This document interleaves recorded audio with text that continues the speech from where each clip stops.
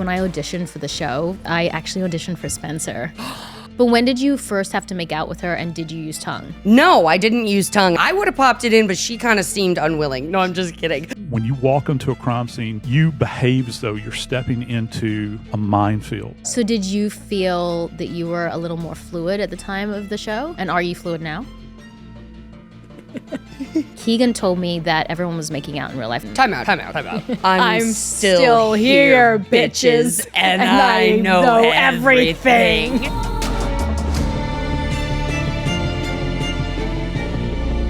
On top of this rewatch, we have a very exciting segment at the end where we combine rewatch with true crime with a real life renowned death investigator, Joseph Scott Morgan. Yes. Now, look, we gotta check that he's not also working for the other side as a serial killer. He's got those three names. Anyway.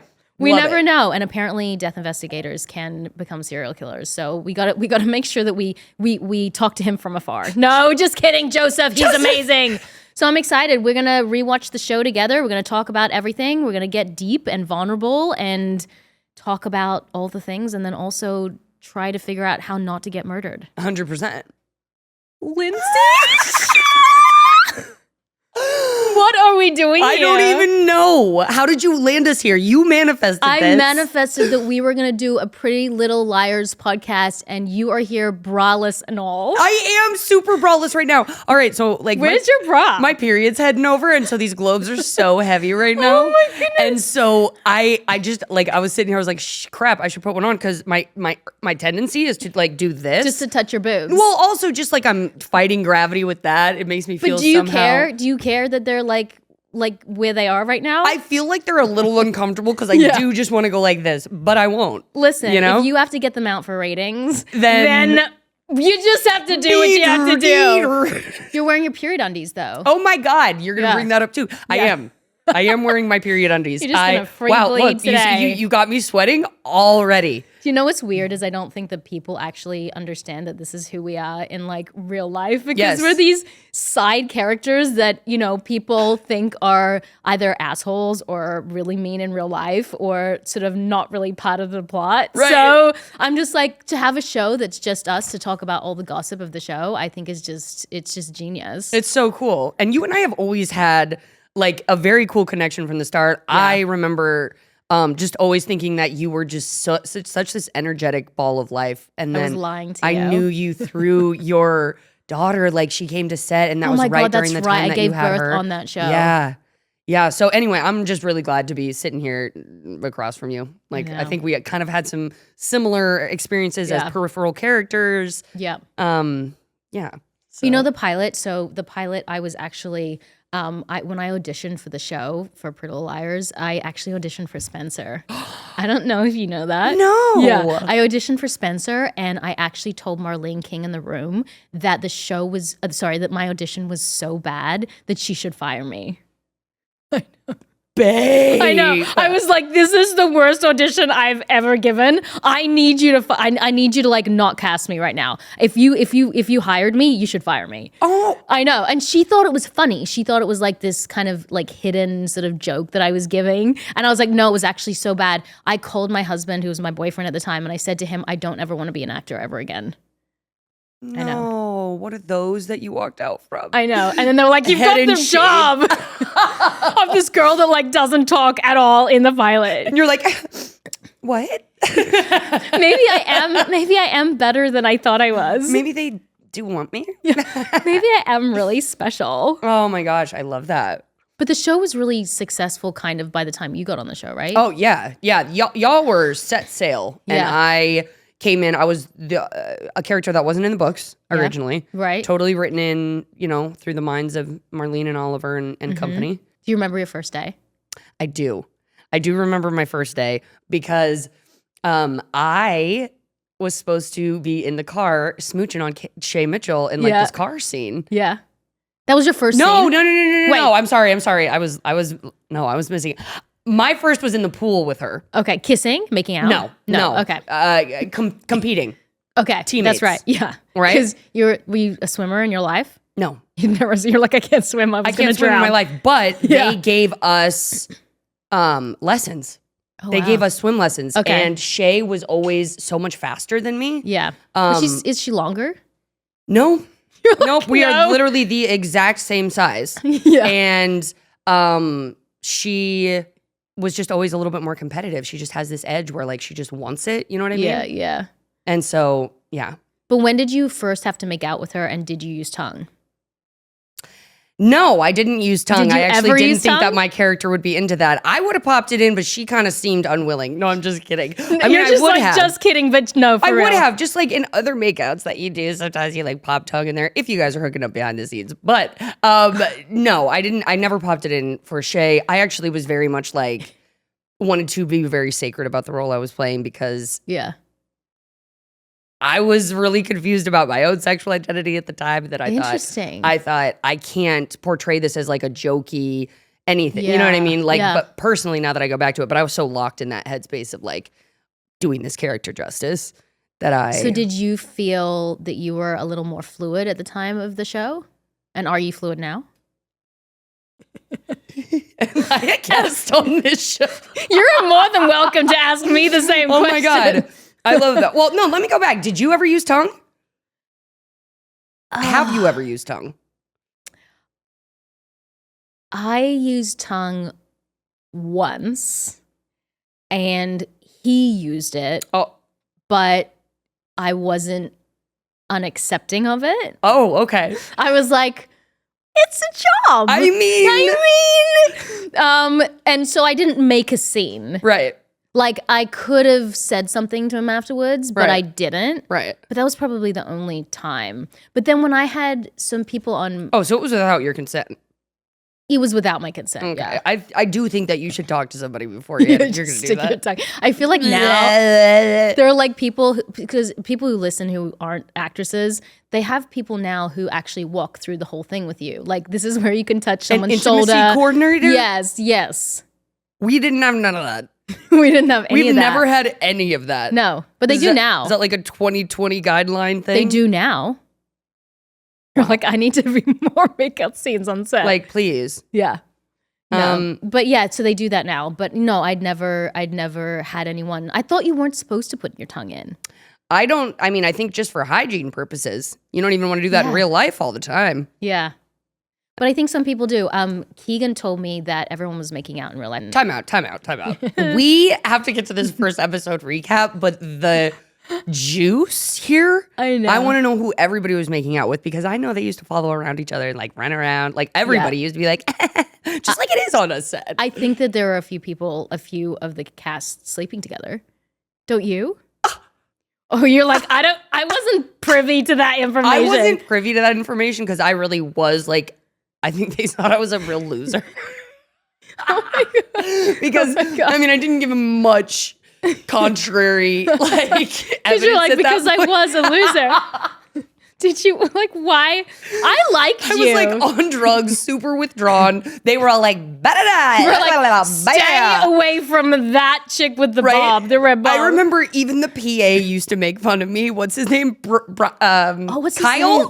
Oh my gosh, Kyle. I remember him. I was always intimidated by him. Kyle definitely thought his shit didn't stink. Yeah. And then I'm he like, was, there's toilet paper coming from the back of your shoe. and that he was like the writer and the creator of the show. I'm literally like, how are you making me feel this bad? Yeah. Like, but I don't mean it like that because status has nothing to do with how somebody can make you feel. I just mean like, it's usually such a symbiotic relationship between Right. the cast and the person who's in charge of wrangling them. Yeah, You know what yeah. I mean? Yeah. And I did not experience that warmness with him. I remember wearing these like these clog heels or whatever that I had That's gotten. probably why people thought Right? you were such a loser. Such losers. And I wore them like 2 days in a row and I was like, these are my new clogs. He goes, oh, you must really like them. Which is like AKA like, They're you're a ugly as hell. loser. You're a loser. You're a fucking loser. Did you We'll have your you own, upset. like, because the trailer thing, people don't understand too if you're not an actor, but they have different rooms for different people. And you and I have been leads on shows before. Right. So like when you're the lead on the show, you get like a really nice dressing room. And when you're not the lead on the show, you get like a quarter of a trailer. A double wide outside, not even Which is just the a toilet. quarter of a trailer. It's just the toilet. How do they? Okay, you guys think of like a camper van or whatever the heck, But just a quarter of it. But now think of it split into 3 different sections. Yeah. And that's usually, or 4 different You sections. do get a bathroom. You do get a with bathroom. the shower over the toilet. And it always smells like crap in there. And then if you ever need to poop, it's the worst because you have to suck it down. Did you ever poop in the Religiously. Oh my gosh. Religiously. Why did you poop so much? Because I was on Adderall and I was shitting myself my gosh. while I was waiting to be called to set. So that's why it smelled so bad. It's so bad. Like those were Adderall shits, dude. I was a quarter of your trailer at the end, wondering why it kept smelling like poop all the way down because you were doing Adderall dump. But the thing, wait, I'm so crying. I'm laughing. But the thing is, you Adderall have dumps. But when the I knew people knew. when the poop comes out, people don't understand that you have to there's like a pump, Like a hose. There's like a hose and a pump that if it gets stuck up on the side, which you know they do because it's not filled with any freaking water, right? These are just dry freaking porta potties. And who poops like solid these days when you're nervous about going on set? Yeah, well, I don't know that. I mean, yeah, it's solid, but it hits there, and no matter what velocity and force, it sticks to the side. I know, So and then you have to wash it down. you have to take a hose the side of that thing down. I mean, I'm sure camping is more glamorous than It is than what you way have to more do. glamorous. You have to hose your own poop when you're after 5 on the call sheet. You have to hose your. And then they You don't get that good plumbing after 5 on the call sheet. and then they say action, and you're like pretending to not have just sucked your poop down the Make sure. and you're like, Hey. and action. You're like, don't forget your line. Oh my gosh! But yeah, I'm sure people were sleeping together. Oh my god! I mean, Well, that's what I heard. I want to get into that, but I also want us to cover this first episode. Okay, let's jump into it. The pilot. Written by Marlene King, directed by Leslie Linka Glatter. Oh my god, I had pneumonia the day that I was shooting. I was so sick. But the good news is I only had to come in at the end. And they were very afraid of me, but we didn't know what the show was about. So everyone was afraid of me, but I had no idea why. But I couldn't see. So I was wondering how scary could I really have been? Okay, but here's my question. So how annoying were those first few episodes for you? Because I spent more Just time in my sitting on a trailer. bench. Yeah, I didn't say anything. I didn't do anything. And like I said, when they cast me, I got the pilot and I got the role. But then they didn't know if I could act because in the pilot I didn't have to say anything. So I had to re-audition for the show. That's heinous. It's heinous. They can't I get didn't all have of a that. seat. I didn't also. Did you have a seat back? Like, did you have a name? Like, when you sit with everyone? Yeah, no, I know. I'm trying to remember. Or did it take a while until you got one?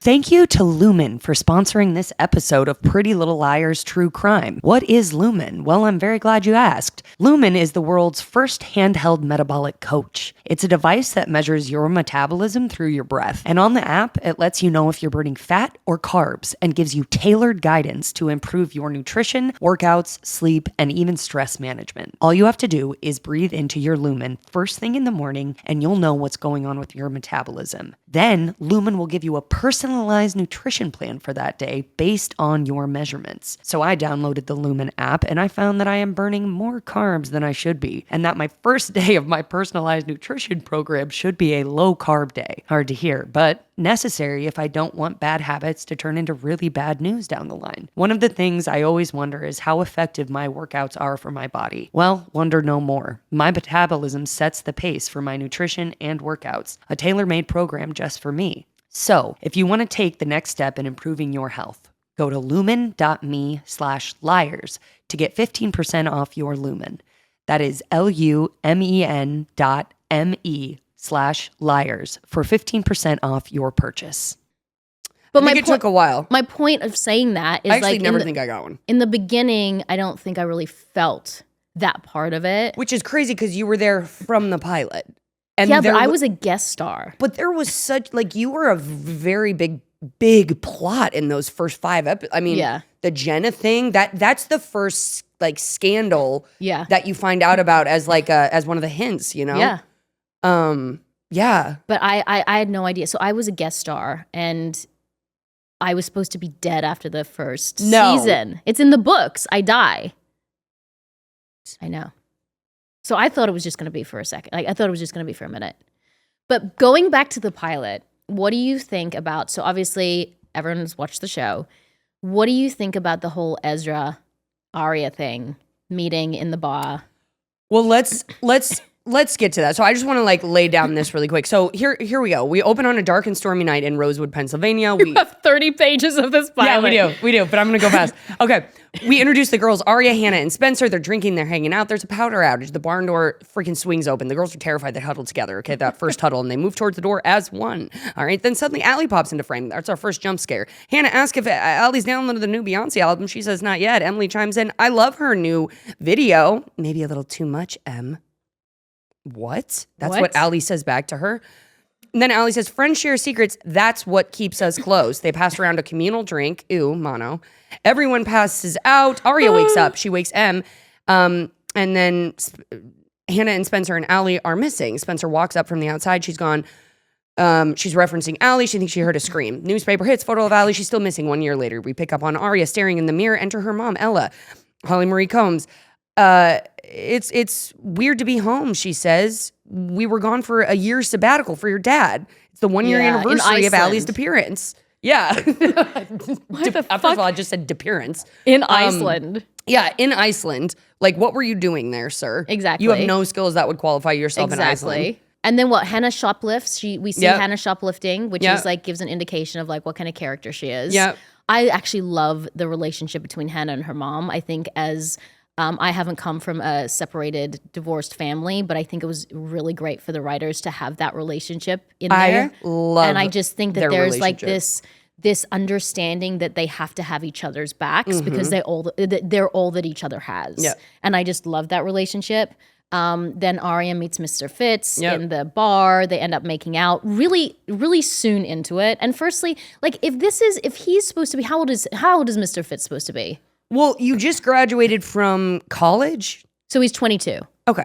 Okay, and she's 16. And yeah, he must have gotten that job the day he graduated. Yeah. Like no downtime. No. He's great. He had a job. Right. On luck. And then he knows she's 16? You would assume, right? Because he says, what is your major? Right. And she says, well, I'm looking to go into English. Okay. So that's the technicality that he gets off on for not knowing her age. I don't. Okay, first of all, I can give it the suspension of disbelief for this first interaction. Yeah. Right? I can give it the suspension of disbelief that they ran to the bathroom after, 3 sentences exchanged with each other. I can buy that. Can you? I can. Without alcohol.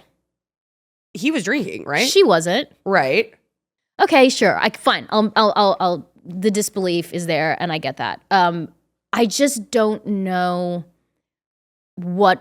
if we get enough sense of who each other are in that scene to justify the intensity that they have for each other. I completely agree. I think that the first moment to me feels very like lustful and not like something's being planted for a long time. Right. Which is why I'm giving it the suspension of disbelief, because I'm like, oh, okay, that happens as a one-off. Right. Right. Then, we get back to, then we have those iconic credits that run for the first time. I know. I just like wait for my name. Do you ever just wait for your name? Of course. Like, where's my name? All your friends are posting your name, like that one screenshot of your name on their Instagram. Yeah, and I'd always be so mad because I'm an S. So I'm like right at the end. Oh. And I'm like, Sursok. Yeah. Shaw. Yeah, Shaw. But then it says guest star, right? So I'm just like, every time I see guest star, I'm like, I'm not one of them. It's a guest star. But so the credits come up. Yeah. Which is great in the beginning of the show. Oh, so good. So good. I think they really nailed those. And I love, Hannah shoplifting. And I don't know, we get introduced to her in the pilot as someone who has transitioned into a very popular girl from being a mean girl. And mainly because she was overweight. Right. I think that those types of storylines in today's world would not fly. like she wasn't obese. She wasn't not able to get out of her house. She had pounds on her that I think is kind of detrimental to be talking about over and over and over again, especially when the show is geared towards high school students. Right? Yeah. I mean, I had bulimia and anorexia when I was younger, and I know that if I had watched this show when I was 16, it would have just triggered all of that stuff for me. Right? Yeah. I mean, were you ever teased or overweight as a kid? That was not something that I totally just dealt with, but I think that there is an exorbitant amount of reference to it in these first 12 episodes. That I mean, it's noticeable even for somebody who doesn't super personally resonate with that issue. And it's also like, oh, you will be popular once you've that's the message. That's the narrative, right? You will be popular once you look a certain way. Right. Because she didn't change as a person. Right. And then now the guy will want her. Yep. And again, it was 14 years ago. So wild to think that like we are already of the age where like our stuff has been like 14 years. Like that it could be culturally behind the times. I know, even the stuff about you being a lesbian with Shay, I'm like, so? Right? Like, who cares? Right. Oh my God, she was willing to kill that girl. Yeah. I was willing to kill her to keep that secret. Wait, so da-da-da-da. Okay, so I want to go to the first flashback where she says Arya and Allie are running from Mona, who's calling out to them, super mean girl. Yep. They run into an alley where, haha, karma, they find Arya's dad making out with Meredith, and Arya is devastated. Would you tell a parent if you saw that? 112%. You would go straight away. Oh my gosh. Even if it would break up your family. I would beat feet. Actually, you know what? I don't know. Did you say beat feet? Beat your feet against the pavement. Oh. Okay. I don't know. Did you just make that up? One of your... Yeah. We'll put that on our sweatshirt. What was I just saying before this? I don't know. Once I heard beat feet, everything just went out the window. You would tell your parent about the affair. Oh my gosh. Without doubt. Like, well, you know what? This is what I always start off with my most idealized notion. Yeah. And I realize, but that's not how you live. I know, right? right? So honestly, what would you do? Ooh, okay. So I actually had kind of a weird situation like this in my own family. My dad was like not supposed to be taking me over to this woman's house, and my mom had a restraining order, but he would still take me over there to be babysat. And she ended up hiring a private investigator to follow us, As right? you do. And so I remember my dad dropping me off, and he went, "Okay, Lindsey, so today is our little secret, right?" and I was like, How old were you? like, I'm going to say like 7 or 8. And he was like, "We got to keep it a secret. Your mom's not going to like it." Okay. So I go in, and my mom immediately, "Where were you today?" And I was like, and she goes, "You were with so-and-so, weren't you?" And so the words wouldn't come out of my mouth, but I wouldn't have walked away with a lie, but I couldn't put the words there, but I just was like, you know. Did your dad find out that you had in some way let her know? They went to court, and I had to testify in court. Yeah, it was a very traumatic experience. My dad ended up being like, you know, "This is all your fault. Like, this never would have happened if you hadn't told." And I was like, "Homie, I didn't tell." You know what I mean? I was trying to protect you.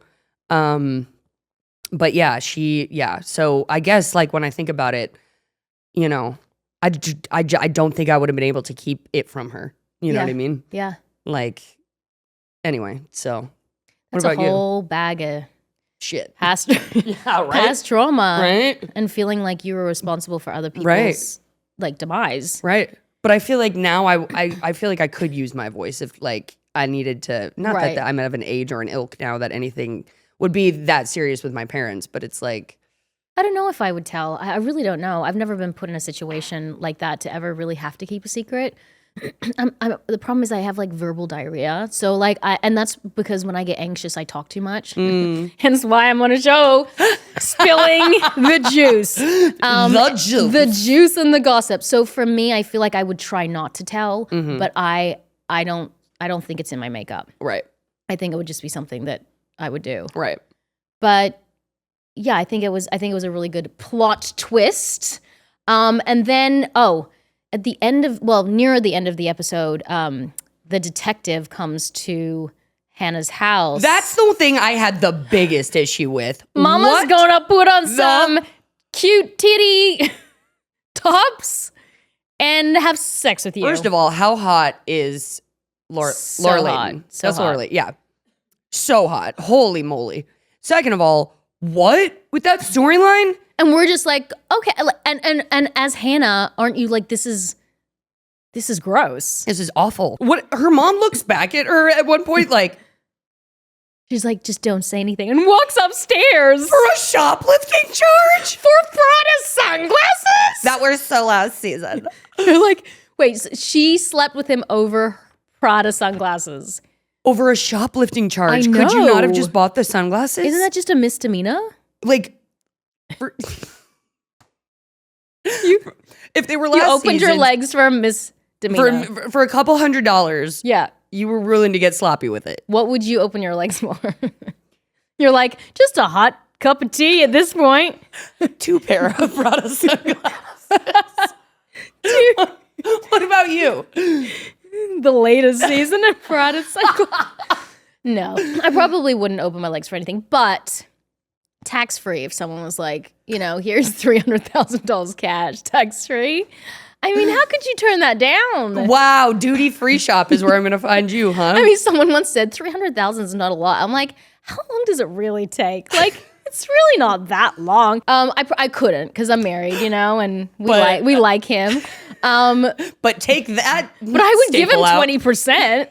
I'd give him a finder's fee or something. I'd be like, This here, is for hubby, us." this is $60,000 for you to just go have fun with. He'd probably be like, well, Did you do the math in your head so quickly? yeah, I'm always doing that because I have a manager and an agent, and I always have to pay them, Gosh dang. pay the money. Gosh dang. That It was was really great. a I love multi- people who can do math in their head. It's so It was hot because I also cannot only a do it. multiple of 3. It was just $300,000. It wasn't like 672. I stand by what I said. Yeah, it was really not a hard multiplication there. All right, so we kind of meet all of the moms in here, right? Yeah. We get the first text. Oh crap. Okay, so Mr. Fitz is discovered as her teacher, Yes. as Arya's teacher, And they just can't believe it. and then she gets the first A text. Yeah. Maybe he fools around with students all the time. A lot of teachers do. Just ask your dad. Boom, boom, boom. At this point, you don't know if she's dead because we don't know. Right. So when you're watching the pilot, do you think, well, all these texts are from from Allison? Or do you actually think she's dead? I guess if I was logically thinking about it, I would think that she was dead. Like, but unfortunately, now that I've seen behind the curtain, I can't think of it in any other way. Yeah. I can't see it as Yeah. because the world was presented to me behind the curtain, so I But can't. if you were getting text messages from T, Yeah. me, and I was missing, You're not going that I to my would go phone as missing, T. but if I did, and it was like T, and I knew all your secrets, of course you would think it was Yeah, me. that's true.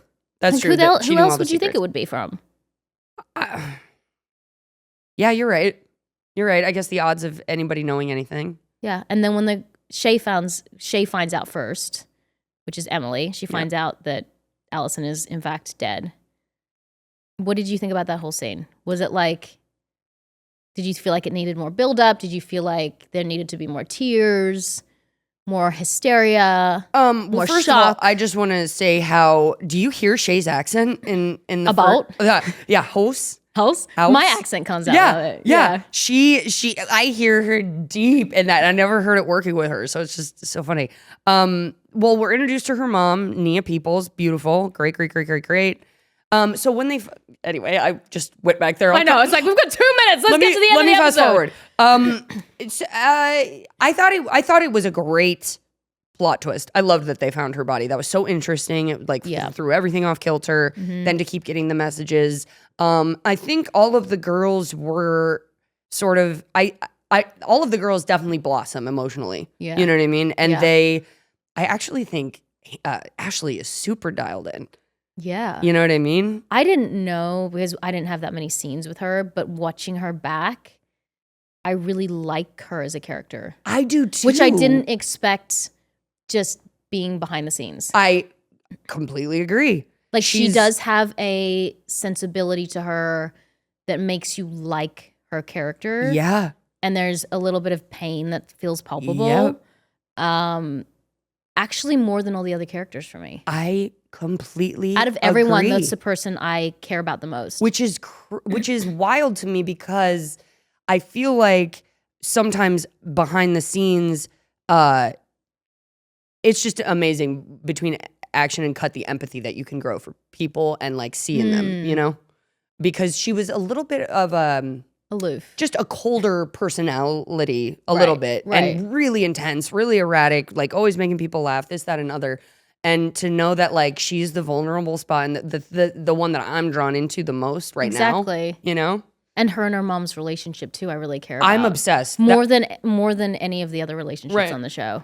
I grew up my whole life with a single mom, and that bond, I feel like they got it in this way that you feel their solidarity. Like I just felt like they had a great working relationship. And I do think watching the show back after so long, I think it feels very different when you're in the show because we all bring all our baggage to it, right? Mm-hmm. And we all bring well, you know, why didn't we get more scenes? And you're young. Like we're all in our like early to mid-20s. Yeah. And there's even on set, which we'll talk about in other episodes, so please keep listening. But like there's rivalries on set. And there were characters and people on the set that did not get on in real life. And on camera, you would never know. You would never know. I mean, even the girls, like as it started up when they were all getting those PR opportunities and this, that, and other, how they were all like, you know, you're doing this, what are you doing? It was like this weird secret. So we end this with Allie's funeral. That's right. Okay. And that iconic scene where everybody exits the church and we get our final episode text from A. And she says, I'm still here, bitches, and I know everything. You forgot the best part. I walk into the end and they all are fucking afraid of me and they go, Jenna's back. And did you know that the guy who played my brother was different? I saw that. Yes. What was that? There was a close-up on him and I was like, what? I don't know why he was fired. That was so weird. Are you saying he got recast and they went back and shot all that? He got fired after the pilot. Okay, I'm gonna be honest. Because he texted me and he's like, I think my life would have changed if I stayed on Pretty Little Liars. I'm like, yeah, fucking would have changed. Okay, I saw it in one shot, but it wasn't in the pilot. It was a weird shot of him like on the porch. Why did he get fired? He was great. I don't know. I didn't know any of the gossip literally other than what was happening with me and Jay. And we'll talk about that in episode 2. And we have a really exciting little section on this show, which is true crime. Do you like true crime? Because it's literally all I think, breathe, and watch. Wow. I get into binges of it. I get into my like favorite TikTok or YouTube like real true crime little pages that just give me snippets. Yeah. That's what I like to do. And because true crime is so big, we thought, well, this show is a true crime show. So why don't we get a death investigator, Joseph Scott Morgan, who I am friends with. I don't know why I'm friends with him. No, my family's known him for a very long time. He actually sees the bodies in the actual crime scene and he has to figure out what went down. So we're going to talk about what happened in the pilot.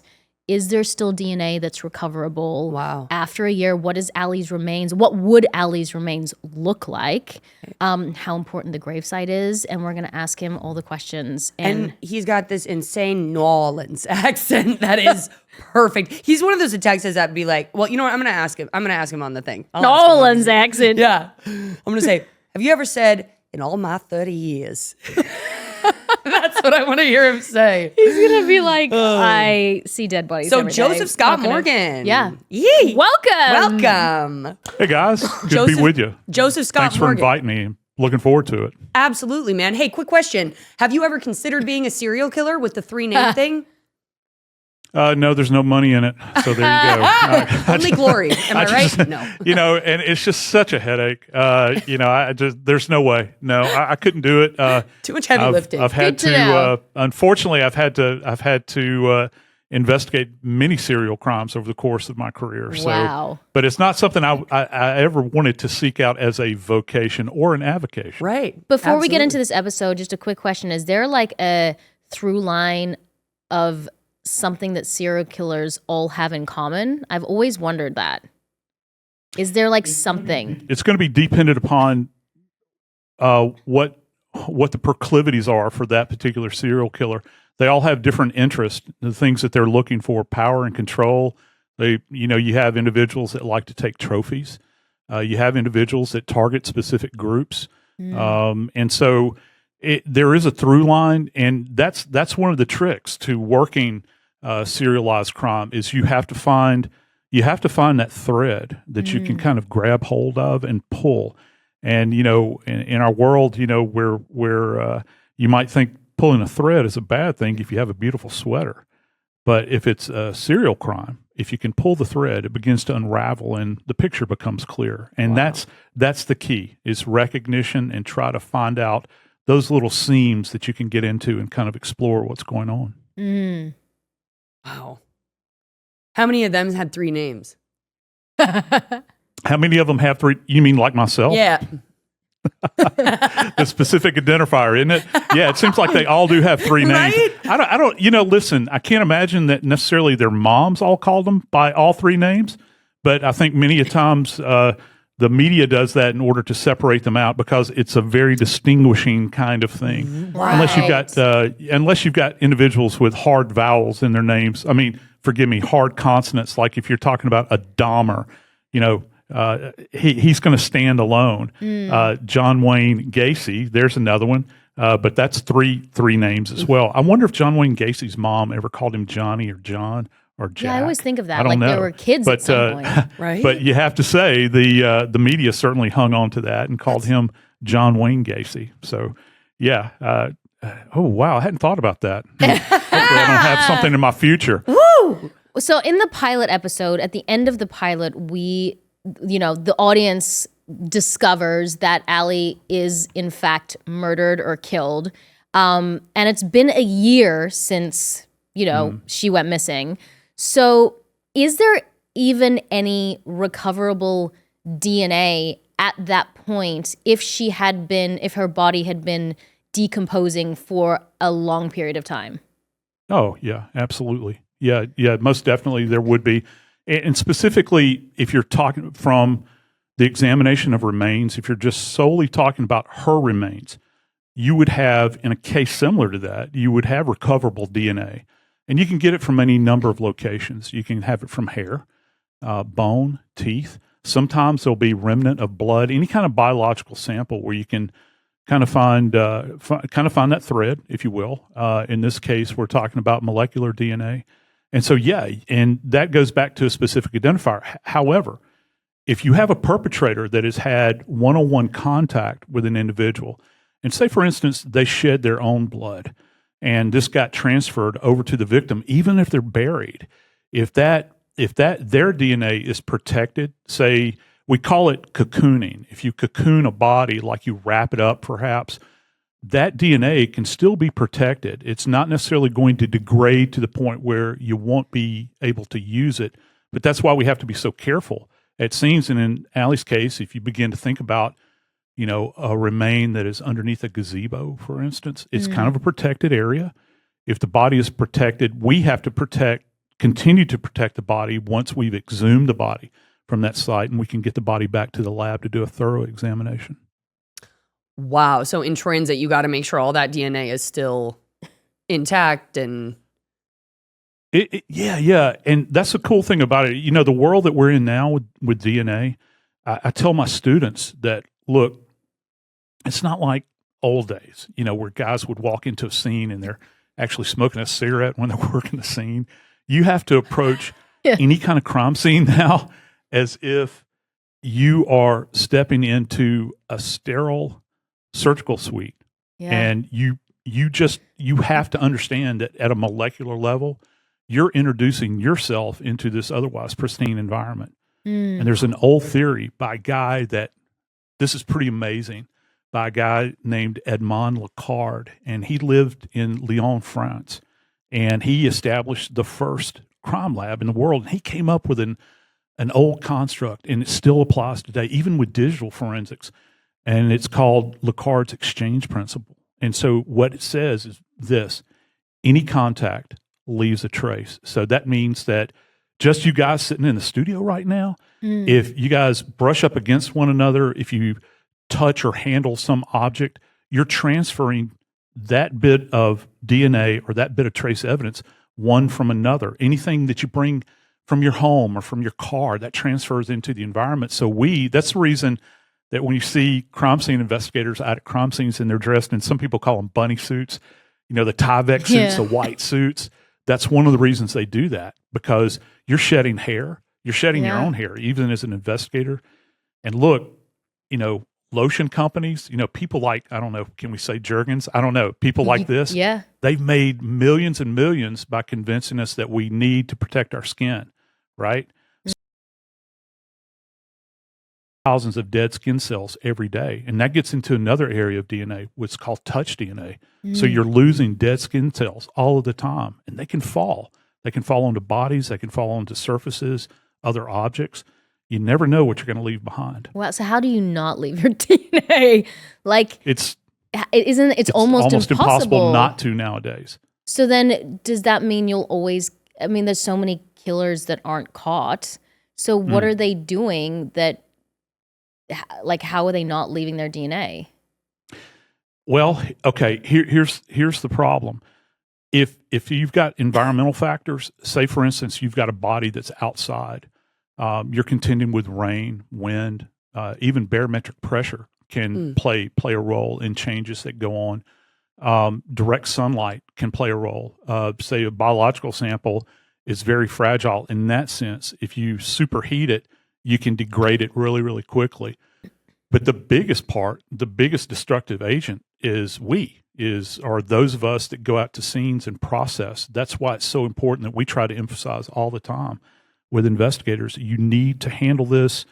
And I'm kind of a simple guy. So I tell my students, and I've told them from over the years, that when you walk onto a crime scene, you behave as though you're stepping into a minefield, that any step that you can take or that you take has the potential to destroy everything that you have. And you have to view it that way. And it's kind of it makes you a bit neurotic when you're out there, but just consider what you're faced with. You literally have the life of a fellow human being that has ended. And you're the one person there that's there to document that person ever existed and to bear witness of all that remains at that point in time. And that's why it's so very important that we be careful at the scene.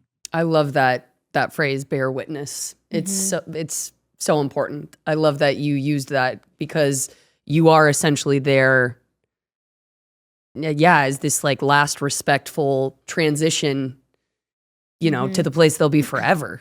Yeah. Here's another cool way that I like to look at it. And I think that it helps people that are getting into my field, is that I tell them, look, not only are you going to become a forensic scientist, but in a weird kind of way, you're a historian. Because I can't tell you guys, I worked for the coroner in New Orleans and I worked for the medical examiner in Atlanta, and they were pretty busy places. And I had a lot of deaths, lots and lots of them. And,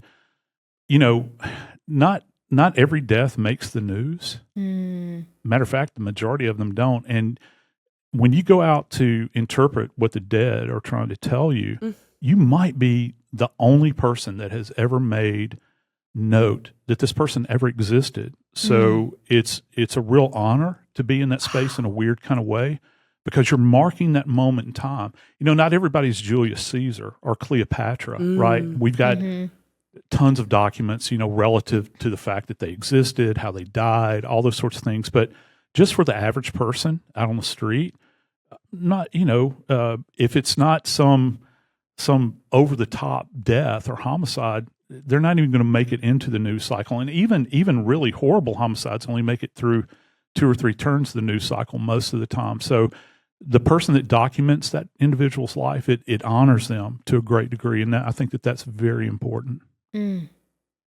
Wow. So one last question. So the gravesite in the pilot, at the end of the pilot, Allie's gravesite, so to speak, how important is that gravesite? And was she memorialized by the perpetrator? What do you think? Yeah, that is key, isn't it? I think first off, if you create a gravesite, I say you in the universal sense, I'm not directing that to you, but if anybody creates a gravesite, that at a bare minimum is memorialization. And so folks understand this concept. When a death is memorialized, even by a killer, that shows a certain level of respect for the dead. And now you can have cases where, unfortunately, people are killed and then just kind of cast off. They're thrown away like they're rubbish. And that's a horrible thing. But when graves are created and people are placed in them, that's significant. And from an investigative standpoint, it's very significant because the grave that is created, when that grave is in fact created, when a shovel is put to dirt, you're creating little marks in the dirt that otherwise may not have been disturbed previously. So there's any number of things that can be left behind, like trace elements, even metal from the transfer from the edge of the shovel, the way the shovel cuts through. If there's an underlying root system, that's going to be a specific tool mark on that root. The depth is a big thing because most of the time, in my experience, the deeper the grave, that means that the individual had a lot of time with the body. Now you hear the term shallow grave all the time. Shallow grave is relative. I've had people that have placed individuals on the ground and then covered the body with rocks and debris, and that's not really a grave. We're talking about digging out a space, and how deep do you want to go? And so the deeper you go, the more care that's being taken. And it can be taken for any number of reasons. It can be taken by virtue of the fact that they don't want the body to be found, and they think the deeper they go, the higher the probability that that'll happen. And then in another weird way, if the person is aligned in a relationship with somebody, they want to try to do their best in some weird way to create what would otherwise be a grave, a memorialization that this individual deserved to be buried. And so you kind of have to read into that, and there's some interesting little nuances relative to that. But the fact that she was in fact buried under that gazebo is pretty intriguing. Wow. And just lastly, the deeper you go, is it harder to find? I mean, obviously, because you don't like wash it out. But I was like, all the bodies. Is that actually effective? Why are you asking me that question? We just want. The deeper. Yeah. Okay. So nowadays, and people have probably heard about this, but we have something called ground penetrating radar, which you can kind of move. It looks like I don't know how to describe it other than maybe an old fashioned reel lawnmower, that turns like this under your own power, and you move it over the top of the ground, and it's bouncing signals back and forth, and you can appreciate disruptions. But also, you don't need ground penetrating radar. If you have a trained eye for this sort of thing, you can look at the earth and see where it is upturned or turned over, because most of the time soil will be packed down in its natural configuration and may not have been touched in maybe 1,000 years. You never know. Wow. And unlike what you see in movies and this sort of thing, graves generally, particularly if you don't have a vault into the ground, are not mounded. Graves actually sink that are dug. So you'll have a depressed area. And that's, the longer it settles, the more it's going. And plus, if there is a body beneath the ground, that body is decomposing and it's breaking down. So if you think of a solid mass that's beneath the ground, as the body begins to collapse, guess what? Those coverings that are above the body begin to collapse along with it. So you can just be kind of tooling along, looking at the ground, and you look down and you see this kind of dip in the ground. I'm not saying that every dip you come across in the woods is going to be a body or a clandestine grave. Could be. But if we're working the scene and we have an indication of that, we're going to hit on that area and we're going to excavate it. I am mind blown. Oh man. And all this I'm gonna is think only about the first episode. all night about Whoa. murder. I'm just You're not gonna think go to about going sleep. back to the grave and repacking it, aren't you? Yeah. Joseph Scott Morgan, aka Joe Scott. Wow. Thank you. I look so forward to continuing to speak with you. And that is going to be our podcast for this week. You can listen to us on Spotify, Apple, YouTube. Music, wherever else you get your podcasts. We love and appreciate you. We'll see you next week. Bye, Thank you so much, Joe. guys. See you next Bye. week, dude. Mwah.